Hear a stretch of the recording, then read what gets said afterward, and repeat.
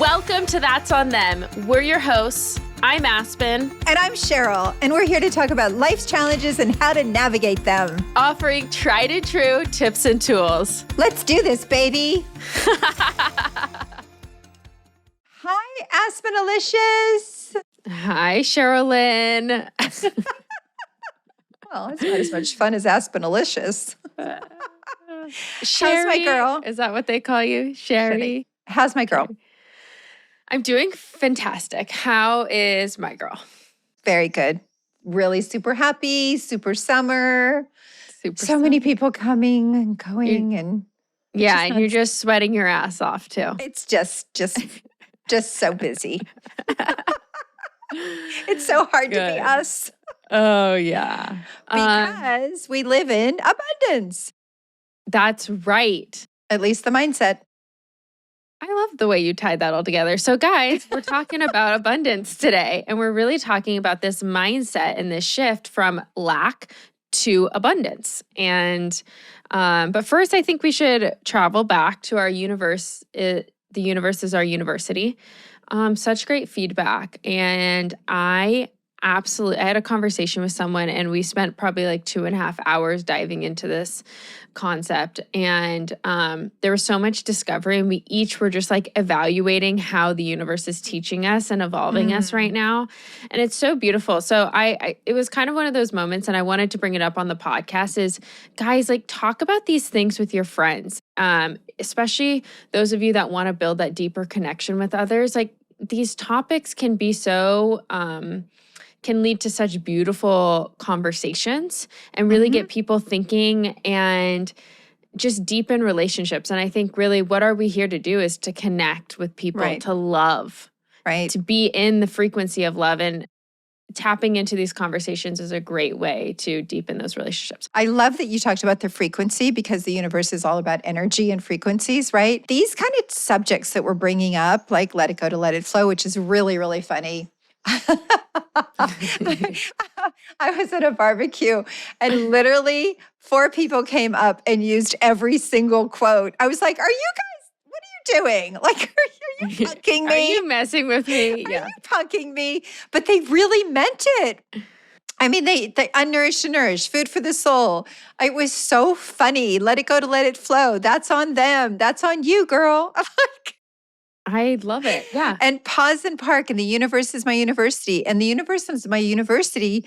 There were so many different conversations of, like, what does that mean? What does the universe mean to you?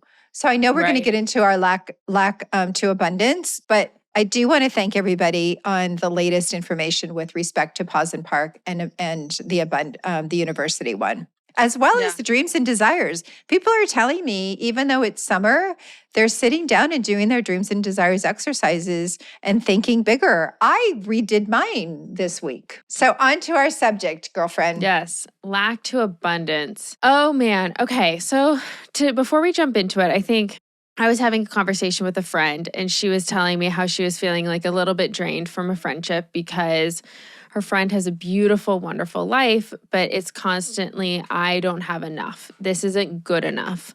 I am not happy. I am not, there's not enough.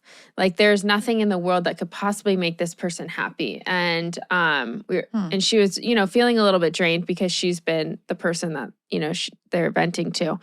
And it just really, we dove into this conversation of, gosh, not so much about this person and their scenario, but just this concept of having a lacking perspective versus an abundant perspective. And I was, we were both like, God, we don't have nearly the material items that she has. However, we don't view the world that way. Lack is such an emotional mindset. And, we are so blessed. We are so blessed. There are people that really are lacking in life. Right. In every way, shape, and form. They're in our neighborhoods. They're down our streets. They're around the corner. They're in various cities and countries. So when people go into this lack mindset, when they are blessed, it's very interesting because it's such a program for them and it's such a behavior. It's truly a behavior. Don't you agree? And And and we have to break out of that behavior by doing what thing? One thing, guys, being grateful for everything. Grateful for speaking, grateful for breathing, grateful for seeing and hearing. That abundant state for us is gratitude, but that lack state is not being grateful, correct? Yeah, the lack state is focusing on everything that's going wrong or isn't enough for you. And Mhm. I really do think the lack state is not being in a frequency of love and abundance. Abundance, what is abundance? Abundance is not how much money you have in your bank account. It is not how many designer purses you have or the home you live in or the husband you have or the wife you have or the relationship, whatever. Abundance is simply an energetic state. That's Yep, it. that's it. That's it. And lack is also an energetic state, a Right. negative one, a powerless Right. one where you are not fueled, you're empty. Your tank is empty. Right. And when you're thinking that there's lack of, and you know what? Some of our listeners there is lack of. We honest to God relate. No, but serious, like they're like serious, no clean water, Yes. no food. Yes. Like, and there are people, very blessed people who haven't had a hug in 6 months Yep. because they're not willing to put themselves, like there is serious lack. And so we don't want to diminish someone else's experience because that's not Nope. what this is about. Mm-mm. But it takes some initiative to go from lack to abundance. And I think Mhm. that's really what we want to talk about today. But you also bring up another point when you said that, some people don't have a hug. Honey, being seen, Right. right? Some people lack just being seen or heard or acknowledged or recognized. And these are real lack. These are really, really lack mindsets and lackful thoughts. So the only thing we can encourage is that see yourself. I know that Right. sounds really silly, but look in the mirror and go, I like me. I really, really do. And I've got this because you really do have it. And go to that abundant state. There's something somewhere that you could be grateful for, even if it's the Mhm. fact that you're breathing or that you're smiling or that you can hear, right? The things I just got Right. done talking about.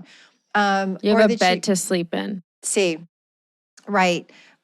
So you and I do our gratitude every day. I mean, I go to sleep every night. I don't even know if you know this little tool. Oh my God. Revealing. I literally go, I kiss God,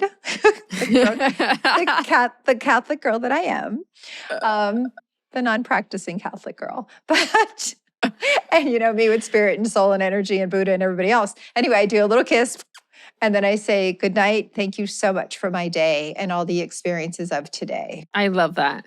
Mm-hmm. Thank you so much for my day and the experiences of today. Oh, Mm-hmm. that's so sweet. I love I told you that was a reveal. Sherry reveal. No, it's so true. I love the concept of saying thanks at the beginning and ends of the day. I do a lot of it in the morning, and I do it at night as I'm dozing off to sleep. But yeah, really, you said it right there. It's gratitude.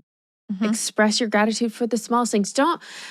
We're all grateful for most of us, we have very blessed lives. We really do. Yes. We're healthy, and some of us are experiencing a little bit more struggle and strife than others. However, there is always you're living. And gosh, miracles happen every single day. Yep. And when you just tap into the energy of gratitude and abundance, you experience more miracles. Right. Right. And we've talked about this before. Abundance is a feeling, right? Yeah. It's a mindset that says, you know what? I'm sitting here and I'm super abundant. I have a glass of Yeah. water. I Yeah. I'm putting lemon in my water. I'm looking outside at nature. I'm experiencing flowers. Whatever that looks like for you, stop and recognize it and go to that grateful place. And the other thing that I think is super important, Aspen, is tell people, Yeah. right? When you see somebody or someone's contributing in any way, shape, and form, even contributing with a smile, just kind of recognize it and go, you really matter. Yeah. I'm really grateful for you. I'm grateful for this opportunity, this moment. I say I'm grateful to a hummingbird because I actually love them. But Right. They're beautiful. right. And Yeah. when you see abundance everywhere, when you have that grateful mindset and that experiences and those opportunity mindset, right? I don't see problems. I see opportunities. That was programmed in me at 13 years old. And people look at me like this is a big problem. And I'm like, but it's a really big opportunity. Right? Right. Which is a gratitude abundant mindset because every problem Yeah. actually is an opportunity. This is so random, but I was talking to someone and they're telling me about some of their relationship issues. And I went like, and it was like heavy for them. And I was like, God, you know what though? What a beautiful opportunity to really get to know each other deeper on an emotional level, to really see each other on an emotional level. Don't put the Band-Aid on this, do the work. Sorry, I just went there. I just went to the place of what a really great opportunity for you to walk away. I mean, sometimes, if it's abusive, of course. Absolutely. However, I think a lot of the times, no, you got to dig a little deeper. And I always say, like, your relationships are your mirrors. It's going to bring up everything that freaking triggers you. So just be prepared to do the work. It's going to happen. Our relationships are our mirrors, the good, the bad, the ugly, the indifferent, the not so great, the and the wonderful. Yeah. 1000%. So we have a question today. We do? Okay. Yes. Okay. Gals, this podcast has been so good for me. I use That's on Them almost every day. However, I work for a tech startup and it feels like chaos a lot of the time. When I'm out of the office, I find it so much easier to implement the tools and just calm the F down. But when I'm in the office, I feel like I'm about to boil over. What do you do when you feel out of control in the middle of a work environment? Number one, drum roll. Breathe.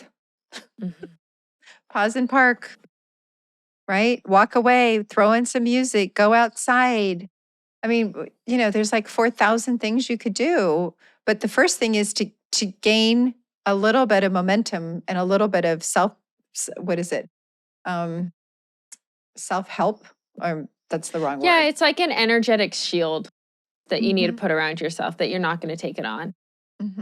Something that I often go to is, in those work environments, typically we can get caught up in the like, oh my gosh, it's so intense. Like we're saving the world. We're doing the best. And like, that's just not true most of the time.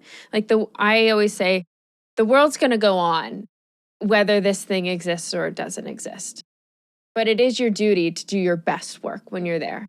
And your best work comes from a calm mind and a peaceful body. And I just encourage you like Cheryl said, in the chaos, to take a step back, to take a breath and really evaluate, okay, this isn't that big of a deal.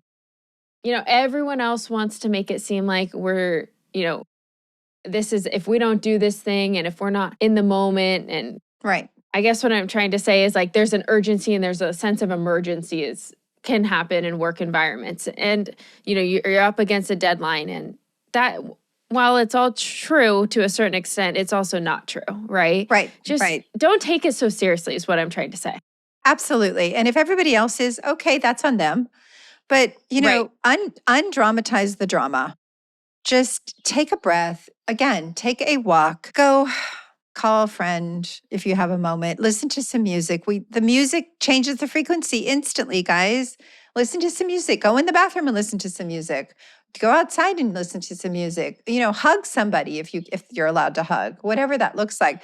But don't continue to grow the drama by having more drama, because inside you're boiling over. Right. Recognize I'm boiling over. This is making me insane. We don't need to go through the whole analysis of why is this making me insane. We just go, I'm pausing this. I'm taking a breath. I'm going to throw in some music, and I'm not going to let these other people put their crap on me. That's on them or her or him. Make sense? I love kind of what we talked about last week or the week before. I'm not sure, but the idea of scheduling in some self-care for you during the workday. Schedule a 10-minute walk at the end of your lunch. And nowadays too, everyone is so accommodating to wellness, and they want you to feel well and peaceful and bring your best self to work. So, and if there's pushback, you just say, I just need a minute. I need a minute to collect myself. And I'm going to say one last thing about that, Aspen, because you hit on it. If we're that upset about something, that means we have not been nurturing ourselves. So go take a little inventory, calendarize yourself with respect to nurturing and doing something good for you every single day. Right. On that note, gratitude, gratitude, gratitude, morning and night. Go through that list. 5 things you're grateful for when you wake up and you go to sleep, tapping into that state of abundance, and let us know how it goes. Please DM us your questions. We are here for you. And if you could please subscribe, rate, and review this podcast, that really helps us, and share it with anyone that might need it. We love you guys and have a fabulous week. That's On Them is hosted by Aspen Rocha and Cheryl Paoletti, produced by Lauren Boone, and edited by Sarah Buchynski. love you, Tots. See you later, Tots.